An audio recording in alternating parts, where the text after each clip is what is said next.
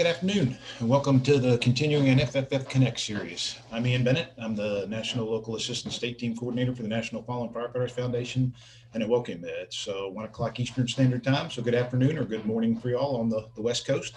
A little bit continue how we do business. There will be no other videos other than the speakers.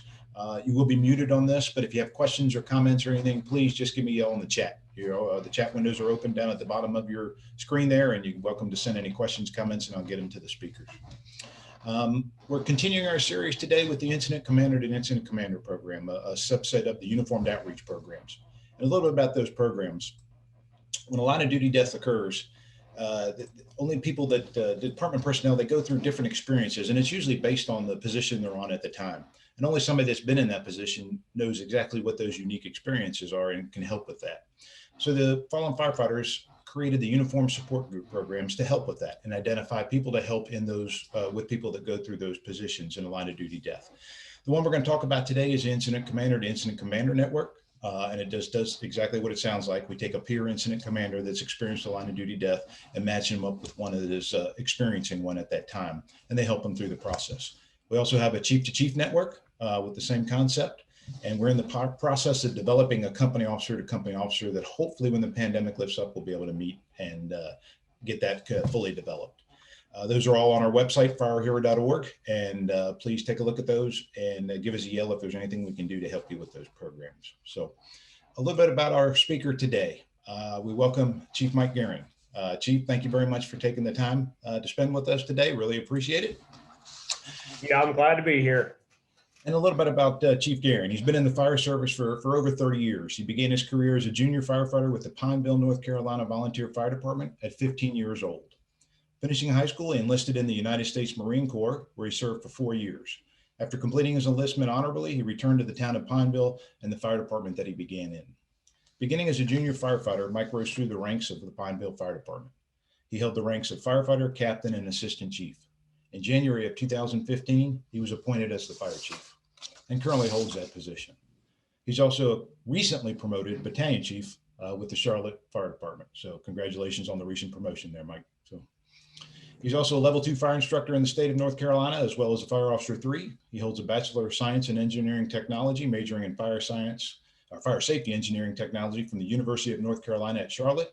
And he's working towards his Master of Science in Leadership from the Citadel. So Chief Guerin, thank you very much. And welcome to the NFF Connect series. So. Matt, I am super excited to be here. And I would be remiss if I didn't start off by saying that I am extremely thankful for the opportunity to be here and to be part of this group.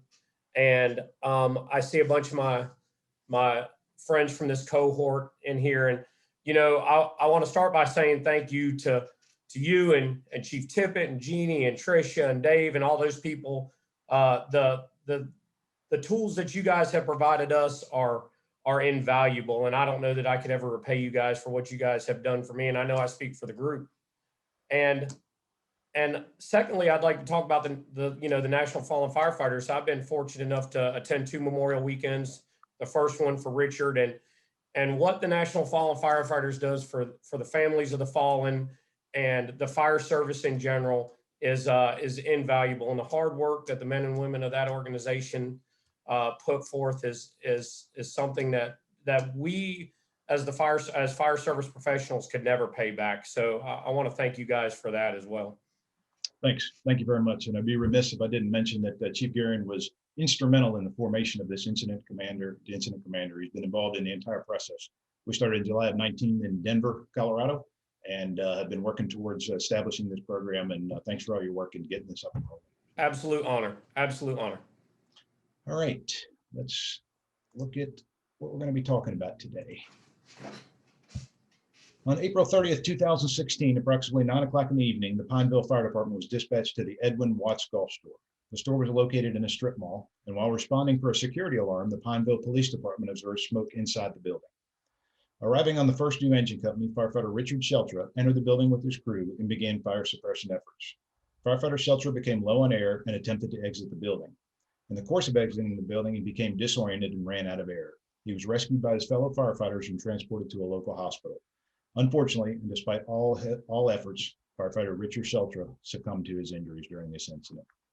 And today, Chief Guerin joined us to take a few minutes and talk about the incident, the impact on him, the impact of the department. So again, welcome. And most importantly, tell us about Firefighter Sheltra. What do you want people to know about him? Who was he? So I'll tell you a little history about the fire department in Pineville. Again, we're a suburb in Mecklenburg County, North Carolina, south of Charlotte. Well, in the early 90s, when I joined the fire department, there were still some rural areas in Mecklenburg County, and a neighboring department was a department called Carmel Volunteer Fire Department. And Richard's father was the fire chief there. His mother was a member of the fire department. She was one of the first certified firefighters, women certified firefighters in the state of North Carolina. So he grew up in a fire department family, and I knew his dad extremely well. He knew me as a 15-year-old kid. And so the Carmel Fire Department closed, and we kind of lost touch. You know, we'd see each other in passing, but Richard circled back around to the fire service, and he circled back around to Pineville, North Carolina. And I was super proud of that. And the fact that I'd known his father growing up, and now here's this young man that entered the fire service following in his mom and dad's footsteps, and kind of joined our fire department. And he was we say this often, we always say this, you know, about the good ones, but he really was. He was the salt of the earth. He was a really good kid. I use that term loosely, but you know, he was 20 years old. He was super passionate about the fire service. And up until right before his death, he was in the process with the Charlotte Fire Department and was set to be hired. So he had followed in his parents' footsteps and his family's footsteps of the fire service, and we were all super proud of that. But he was a really, really fine young man. Excellent. Thank you very much. All right, Chief, tell us about the day of the incident. So April 30th, 2016, I was off.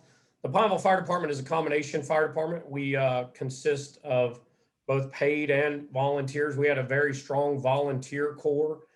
South Charlotte, Mecklenburg County is historically known for, when thunderstorms come through, that there's a high probability of catching a fire. So Richard he had went to the fire station to hang out because he thought maybe he would run some calls. Our paid guys were there, and I had just returned from dinner with my wife and two friends who were also on the fire department. I sat down at my house, and we received a call for the structure fire. I found it odd that we were going to that particular building. We don't go there often.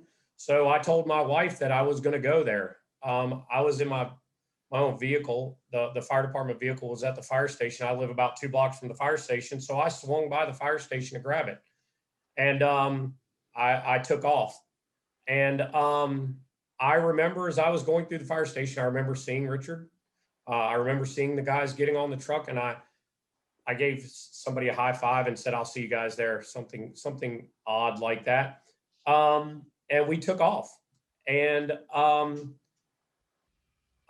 we had got the call that the Pineville Police Department, the building in particular, was unsprinkled. It was unalarmed. It did not.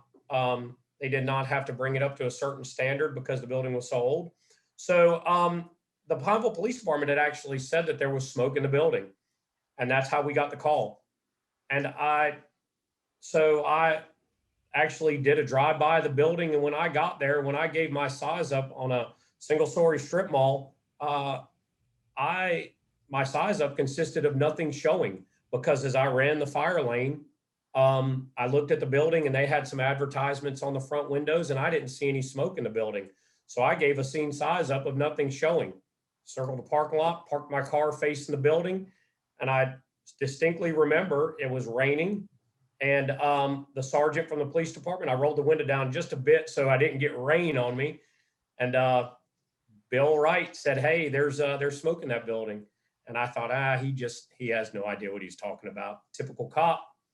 And he was, come to find out, he was exactly right. There was absolutely smoke in the building. And so First New Engine Company positions itself on the A side, right in front of the building. And I remember them getting off. I distinctly remember, man, I hope they don't break the front door on that because I don't want to have to replace the front door. And they went through the lock and they opened the door. And when they opened the door, this very thick black smoke came out of the front door. And I remember looking at the ceiling of the vehicle and thinking, I cannot believe that this building is on fire. And sure as heck, it was on fire. And then I thought to myself, well, you better do something. And so that's when I got out of the car, put my gear on, and we went to work. All right, we got a couple pictures you want to walk us through here? Sure, absolutely. All right. So as you can see from the picture here, the left driveway here is where I entered. I ran the front of the building, and the red outlined area is the Edwin Watts Golf Store. About where that mark is on the red mark there is about where I positioned the car, and the First Two Engine Company parked right in front of the building and stretched right off the back of the truck and went to work. We sent some people to the seaside. I'll get into that, but we sent some people to the seaside to soften up the building because it's that long bowling alley style building. And I knew it was a pretty long stretch to the back of the building. Ironically enough, the road that runs directly in front of there, kind of at the bottom of the picture there, is in Pineville. It's right at the split of the city limits of Pineville and Charlotte. If directly across the street is the city limits of Charlotte. The Charlotte Fire Department called and said that ladder 24 was directly across the street. They were clearing a medical call, and did I want them? And since they were so close, we don't have an automatic aid agreement. We surely have a mutual aid agreement, but we don't have an automatic aid agreement with the city of Charlotte. So ladder 24, they came across the street. They positioned right on the A side of the building, right behind our engine, and they took the roof. So we one of the next slides will show where one of the next two engine companies, they laid away from our engine company, and that road to the right, kind of the Delta side there, there's a hydrant down there. So the hydrant was not a long lay, couple 100 feet. We had a water supply really quickly. We advanced into the front door of the building, and we went at it. So nothing out of the ordinary, other than the fact that it's a strip mall, and not many firefighters will go through their life fighting a strip mall fire. We are so used to fighting commercial buildings. So we were right in the middle of it, and we were pretty quick to the fire. And there you see it's kind of crude. I'm not a computer guy by any stretch of the imagination, but that's where the hydrant was at. It was very close. They laid away. We put an engine company at the hydrant, and a relay pumped to the First Two Engine Company. So we were in a good way. That street down there is what I was talking about. On the other side of that street is the city of Charlotte. So when we opened that door, I did call a box alarm from the city of Charlotte, because just that was going to serve as my second alarm. So we got a lot of resources there pretty quickly. So we were going at it. And the first arriving Charlotte Engine Company actually went to the Charlie side to soften up the building, who ironically enough, the officer on that engine company was a member of the neighboring fire department, the neighboring volunteer fire department. So he was overly familiar with the building as well. So as you can see here, there's a AutoZone, the Salvation Army Family Store, and then the Play It Again Sports there. The Play It Again Sports, it's now Play It Again Sports. That was Edwin Watts. It's now become Play It Again Sports. But that is the strip mall as you see it from the Alpha Bravo side. And I believe there's another picture from the front of the building, correct? Yep. So there you go. There's the front of the building. Oddly enough, some of the things we encountered, we'll talk about that. It was a golf store. So there were golf bags all over the place. And as firefighters typically do, when they go into a building, they knock almost everything over. I'm guilty of that as well. So that was one of the big deals. As you can see, their advertisements there was much worse that night. But when I got there, I saw no smoke. There was no smoke emitting from the eaves. There was no smoke emitting from the front door. There was none of that. It looked very much like that. And that's the way the building stands. So that is the picture from the first arriving engine company. The white Crown Vic there, that's mine. That is the picture of what they encountered. As you can see, it is very thick black smoke. It was raining, which caused a lot of problems for us in the fact that it was keeping the smoke really low. The humidity was really high, so that smoke was laying really low, and we had problems with it lifting. So they that was the smoke that you see there is very similar to the smoke that they encountered when they opened the front door. There's really no change yet. So some of the problems that we encountered, you'll see probably on one of the next slides. When they opened that front door, that's what they encountered. Ladder 24, who just happened to be there first, the first new ladder company, we used their rotary saw. I asked them to get their rotary saw to the front door because we needed to make that gate.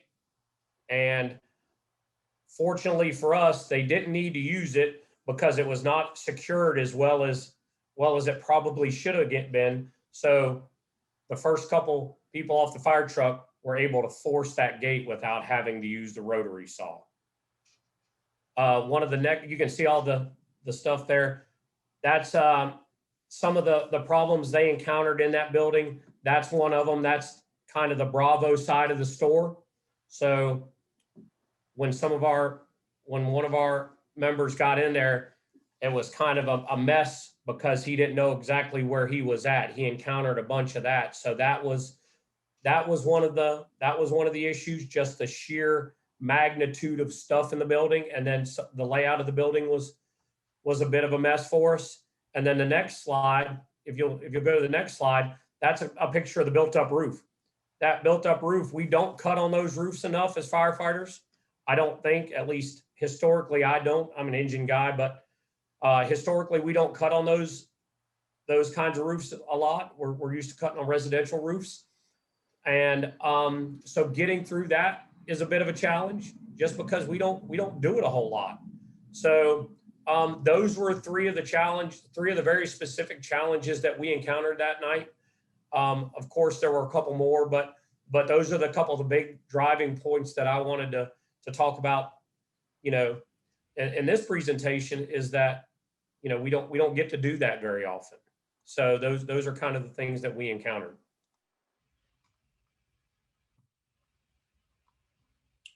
We lost your video. There we go. We got you back there, Mike.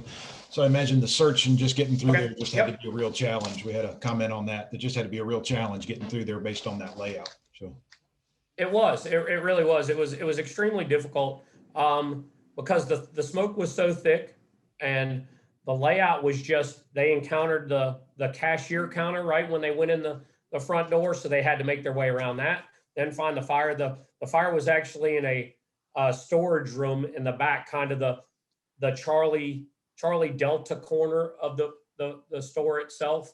It was not a large fire. It was not this, this really big fire. It was really, the fire itself was really nothing more than a room and contents fire. So yeah, that was extremely challenging for us. Excellent. Thank you. All right. Tell us about, what did you experience personally as the incident was unfolding? So I'll tell you this, you and I talked about this when we spoke this week. Everything is good until it's not. I will be the first to admit, we had some of the best people on that fire truck. We had some of the best firefighters that Pineville has to offer. I'm not saying that just to say it. The people that were with Richard were some really good firefighters. I had some really good chiefs. My mentor growing up in the fire service was there with us. He was the operations officer. So we had really good people. We were going at it. We thought we were in a good way. So everything was going good until it's not. Um, Richard was exiting the building, kind of circled back around. One of the guys that was with him picked him up, said, "Let's go, Richard. Let's get out of here." Um, Richard ran out of air, took off. Our guy went to find him, and so it's kind of hard to follow that. We didn't know that was really going on. The second guy actually ran out of air, made it out the Alpha side, and he was on his hands and knees. And I thought that he was changing his air bottle out. That's what I thought he was doing. So I kind of thought, okay, we're about 30 minutes into this, 15, 20, 30 minutes into this, because the first guys are coming out. And Engine 20, Charlotte Engine 20 came across him. They issued a mayday and got him out rather quickly. Richard's pre-alert did not go off. His pass device did not go off. So when he hit the ground, they were right on top of him. They got him out rather quickly. The officer off Engine 20 came up to me and said, "Hey, you can clear the mayday. We're good to go." We got him out. A medic guy came up to me and said, "Hey, we're going to transport one of your guys." I was good. We're Cadillacing, not a big deal. And then I received a phone call from one of our a paramedic, one of our members on the truck. And I thought to myself, why is she calling me? So we went through it. And then she told me they were doing CPR on Richard. And I didn't know. I asked her, "Richard who?" And she told me. And that's where everything unfolded. So everything was good until it's not. And I remember thinking to myself, I turned around, there were a bunch of my mentors, some other battalion chiefs, some guys from the fire department that I value their opinion. And I remember asking them, how did we get to this? And that's where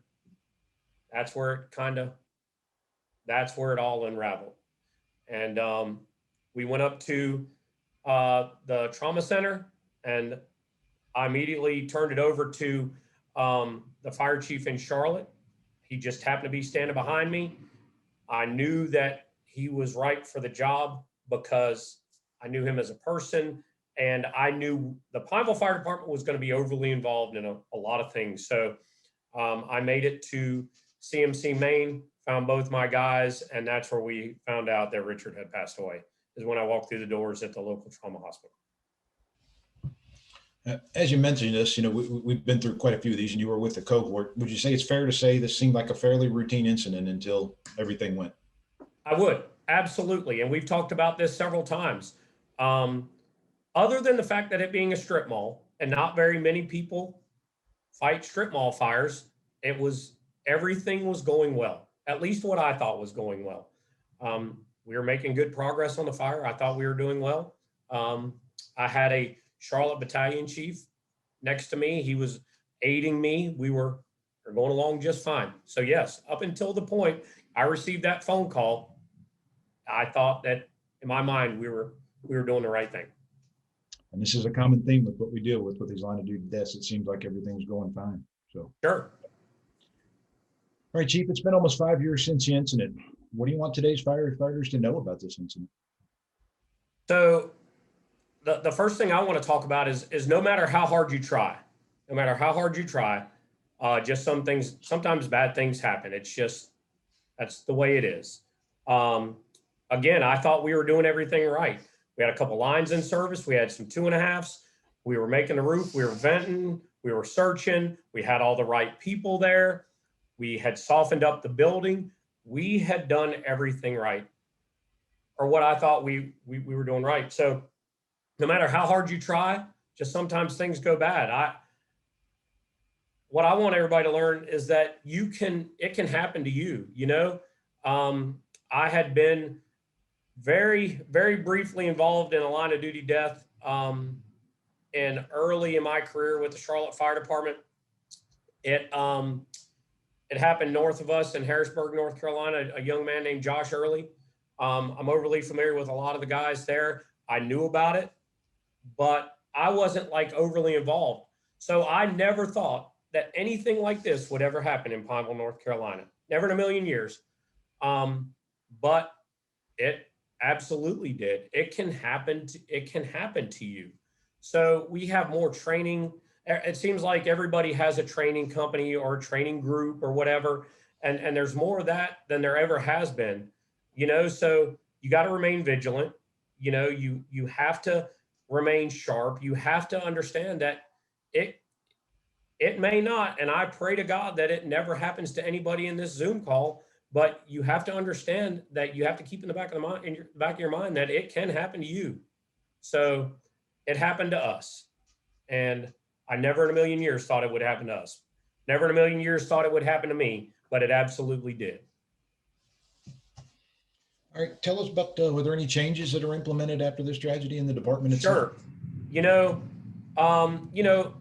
Joe did a really good job last month talking about the changes that they made. Everybody here, Steve Schaefer, all these guys have talked about all the changes they made. And I don't think we did a lot of that. We changed some things operationally.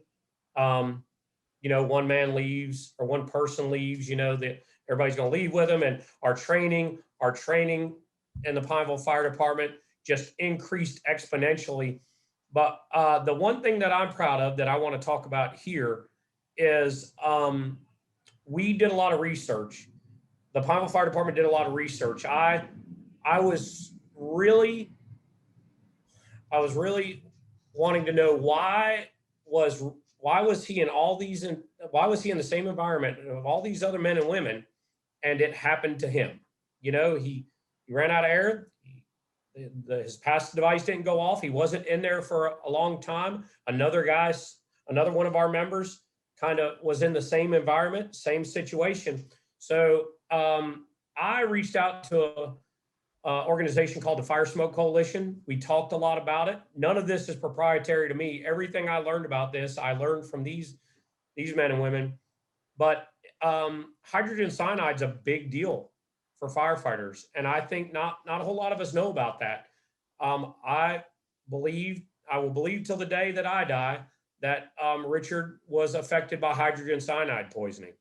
Unfortunately, I was never able to prove that, but that's okay. We talked about it, and here in Mecklenburg County now, there's cyanic kits and all these other different things that kind of combat the effects of hydrogen cyanide poisoning in firefighters. And here locally in Mecklenburg County, ambulances in Mecklenburg County carry sodium thiosulfate. It kind of reverses the effects of hydrogen cyanide poisoning. And I think maybe that I don't know if that would have helped him, but I hope that it helps the next person that experiences the same thing. And that's a big deal for us. And that is directly because of Richard Sheltra. Good stuff. Did the department suffer any kind of confidence issues, after this? Did it take a while to regain the confidence after this event? So absolutely. I'll tell you this, I think anybody that's been involved in this I think Steve and Jim Price and all these guys would probably agree with me here. Confidence is a big thing. It really hits you, especially the fire department.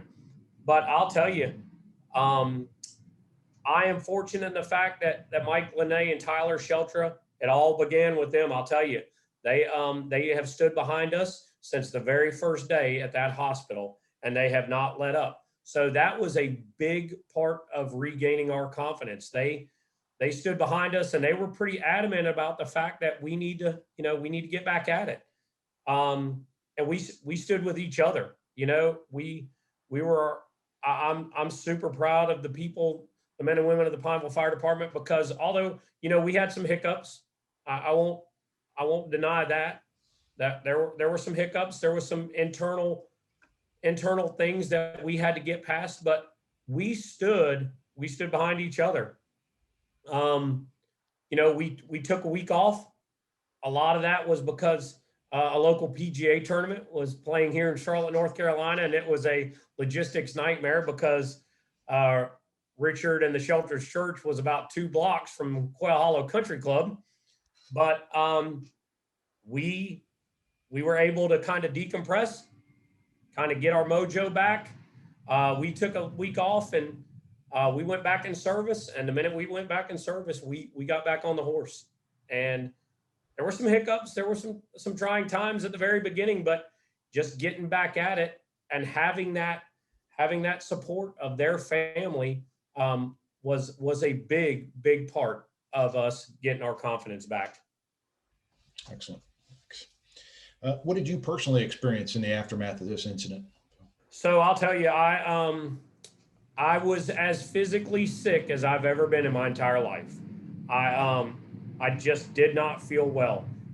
And after talking to some people, some friends of mine, it was absolutely because of the stress that I involved or I encountered. And I had some mental challenges. I constantly asked myself if I'd done the right thing, if I had given those guys in that building everything that I had of me.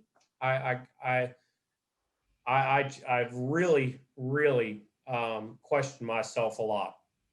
I think it's natural of all of us, and talking to everybody that's been part of this, I see Doreen in there, and that's a big part of it. You question yourself. I was sick. I was all of these things, but there were two very specific things that helped me. One of those things was the support of my peers. There is a local fire chief here named Bob Parnell in Salisbury. Both of these guys, when they see this, will get mad at me for saying this. But when I went into the hospital, Bob Parnell was standing there. They had moved Richard into another room. I walked in there and he said, "Mike," he said, "my name's Bob Parnell." And I said, "Chief, I know who you are." He told me that he said, "I will never let you walk this road alone." He had experienced the line of duty death of 2 firefighters in a warehouse several years before that. I didn't sleep that night. We had some other things going on. Next morning, my wife called me. I was at the scene. My wife called me on my phone and she said, "Hey, Scott Burnett's here." He was at the fire station. Scott Burnett's the fire chief in Asheville. He suffered a line of duty death of Jeff Bowen. So I went back to the fire station. I spoke with him. He said, "Mike," he says, "I'm going to tell you something." He said, "It's a long road." He said, "But I'm here with you." And those two men have not veered from that. They continuously call me and ask me how I'm doing. So peer support is a huge part of this.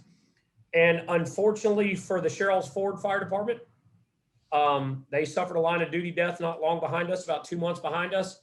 And I was able to go up there and do the same thing for Chief Rick Davis up there. And that was good medicine for me to be able to take what Bob and Scott had done for me and do the same for Rick Davis. So that was a big part of it. And then the second part of it is I never personally went to see anybody. I never saw anybody about it. I spent 30 years in the fire service. I've spent, 4 years in the Marine Corps. I consider myself to be an alpha, and you just suck things up. That's what you do, and I think that's the culture. And I think personally, the fire service needs to release that stigma. We need to get away from that. We really do. So it took me a while, and it's all because of Dave. I'll tell you this. I had some hiccups personally with some friends of mine and some other things. And I said, "Man, it's time to go see somebody professionally." And I did. And I walked in there and I thought, "Oh man, here we are. We've got incense and, where's my couch? Where do I lay down?" I immediately thought of Charlie Brown, and, I didn't know what to expect. And 5 minutes before the end of my meeting with that clinician, I was looking for my next time to come speak with her. So those two things were extremely important to me in the aftermath. And they were the most valuable thing I had done for my mental well-being. I'll tell you that. So I say that to say this. We talk about the stigma of good mental health. We hear it all over the place. We take the line of duty death out of it. We all leave the fire service a bit broken. The fire service will change you. So it is not bad to go see somebody. I will be the first to admit that. So if anybody hears anything from this, know that, it's okay. Not, they use this term here and it's kind of cliche, but it's okay to not be okay sometimes. Along those lines, was there any competencies you personally had? You had to go back to being a fire chief at a certain time and run calls and command and that kind of stuff. Tell us a little bit about that process. Sure. So, I was scared that I would be gun shy. I was really, really scared of that. I questioned whether I would pull the trigger too early sometimes, if I would sound the evacuation tones too early, or I would be a bit gun shy.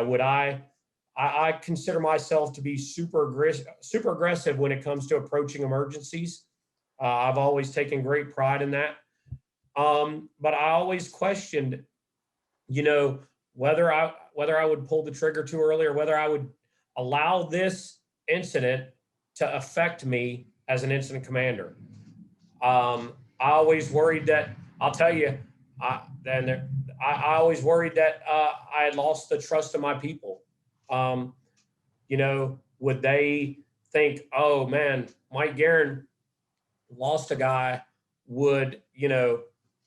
Does he know what he's doing? That's a big deal. That's a big deal as a leader. But fortunately for me, in my experience, I was fortunate that I had really good people that worked with me, worked for me, that just stood beside me and helped me get through it. They showed that they had confidence in me, and in them showing that they still had confidence in me, that allowed me to help regain my confidence. So it's the support of the people that you work around and work with you is the big reason I personally regained my confidence. And I want to go back and say this: the shelters were a big part of that. They stood behind me, and they kind of pushed me to reengage, and that sometimes it's not your fault. So that was a big part of it. Did have a question come in. Tell us a little bit about the incident within the incident. How did it affect crews? Obviously, you still had a job to do. You still got to go put the fire out. So tell us that So dynamic.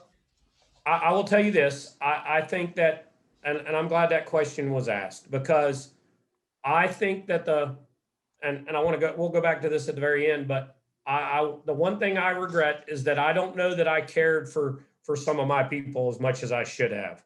I don't know that I sometimes I wonder if I helped them out as much as I should, if I got the resources that I should have gotten them, and I kind of struggle with that. And fortunately, fortunately for us, we've overcome some of those challenges and some of those hiccups. But so we talk about this often, and whenever you have a mayday, the fire still has to go out, so you got to continue fighting the fire, because if you eliminate the threat, and then the area immediately becomes more tenable, and it becomes easier on the person trapped. So yeah, the crews inside, we still had a job to do, and that's a big portion of it.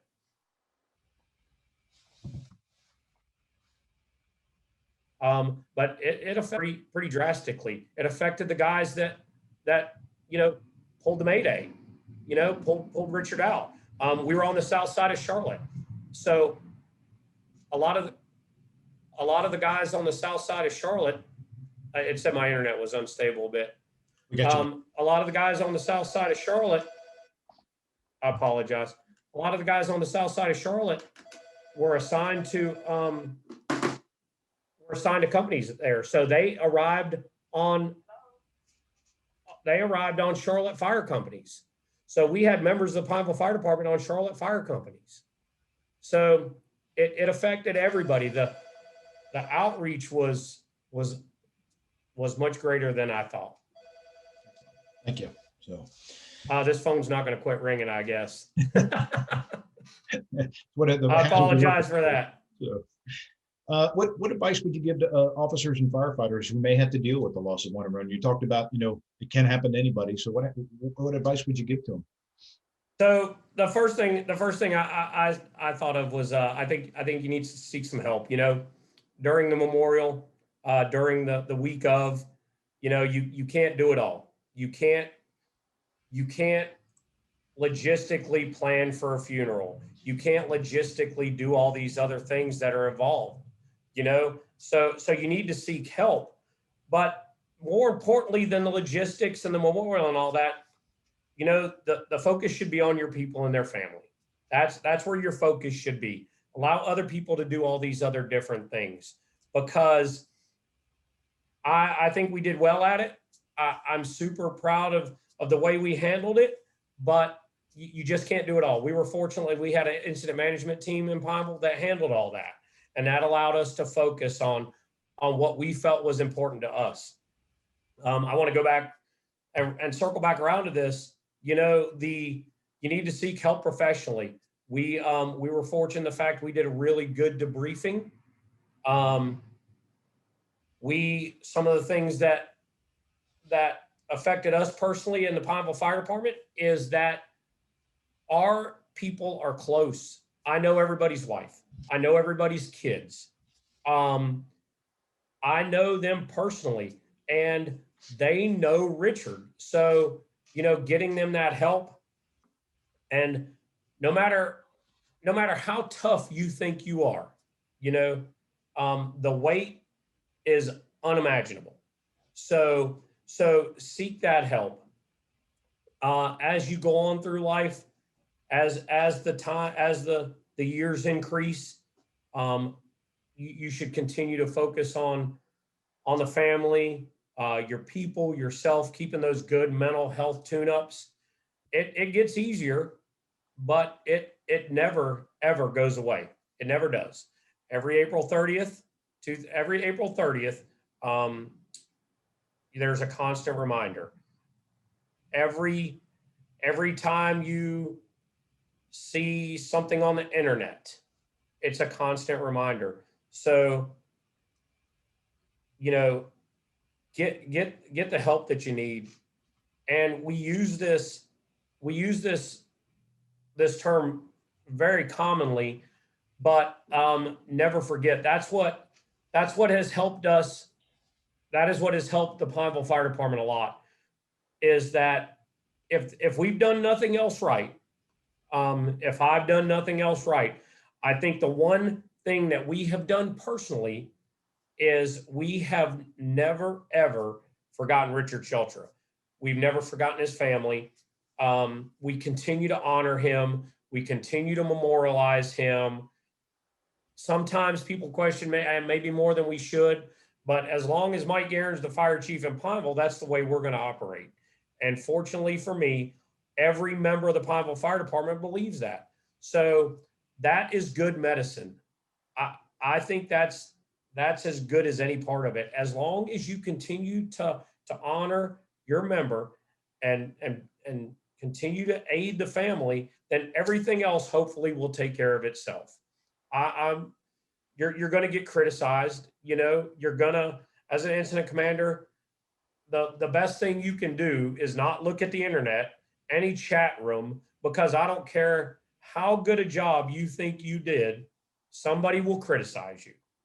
And it will be somebody that was not there, that has no knowledge of the incident itself. But if you allow that to affect you, then it absolutely will. It's going to. So as long as you keep your focus centered on what is important, then you will make it through. And that's just a big deal. And more importantly, is that I see all these people on here, all these people that were part of that cohort, and some people that I think are very good friends of mine now that I wouldn't trade for the world. But we all came out of this. It was tough, and it was a horrible road, and it was bumpy as heck, but it is survivable. You can make it through it. You know, it's tough, but you will make it through it. And there are people out there that will help you make it through it. And I hope that this is a tool for that. And that's a big deal. Excellent. Thank you. All right, that comes to the close of our presentation here. One thing Chief wanted to do was make sure his contact information was on here. He's welcome to answer questions or follow up and that kind of stuff. We've been through the questions that came up on the chat. Is there anything else you'd like to add, Chief? No, absolutely not. Again, this is an absolute honor for me. I'm extremely proud of the work that this group did, and I'm extremely proud to be a part of it. Sometimes I question whether I should be in the same room as some of these people, but that it's a big deal for me, and I want to thank the NFFF. I'm super proud that you guys gave me the opportunity to be part of this. And I put my name up there. That's my personal cell phone number. It does not matter to me. You can use any of that. If you call me on my cell phone, I will answer. I give you my word. If I don't answer, I'm doing something, leave me a message, and I promise you I'll call you back. Well, thank you very much. And thank you for your willingness to share the story and taking the time with this, because this is very powerful. We truly appreciate you. Thank you. It's a big deal to me. Thank you very much. Excellent. Thank you. Just want to make a shameless plug for our educational portion of the IC to IC program. One of the things the cohort that Chief Guerin was on was created not only the peer-to-peer portion, but an educational portion to not only prepare incident commanders in case this would happen to them, but if one happens, that they can take a look at this educational presentation. It's on the Fire Hero Learning Network, FHLN.net. You can just sign in. It's free of charge. There's a lot of courses on there. This is just one of them, supporting the incident commander after a line of duty death. And it goes through behavioral health that Chief Guerin talked about. It goes through operational impact, supporting the family, supporting firefighters, all that kind of stuff is in that. It's been an hour-long presentation, and they did a great job in designing this presentation. So I encourage you to go on to the Fire Hero Learning Network and take a look at that, because it really is an outstanding presentation. Chief got a lot of comments here. Thanking you very much and your willingness to share through the presentation. How to do it. Just close out our next presentation, the fourth Thursday. We're going to stick with that theme, 1 p.m. Eastern Standard Time. We March 25th, and we're going to talk. Chief Guerin mentioned Chief Scott Burnett from Asheville, North Carolina, and himself, Chief Burnett, and Deputy Chief Chris Budzinski will be sharing some information about Captain Bowen that succumbed to a line of duty death in a fire in a medical office building. So I hope you can join us the fourth Thursday, March 25th, and we'll do this again. Thank you all for taking the time to spend with us on the NFFF Connect series. Look forward to seeing you in 4 weeks. Chief Guerin, have a great day. Thanks again. Thank you, and be well, friend.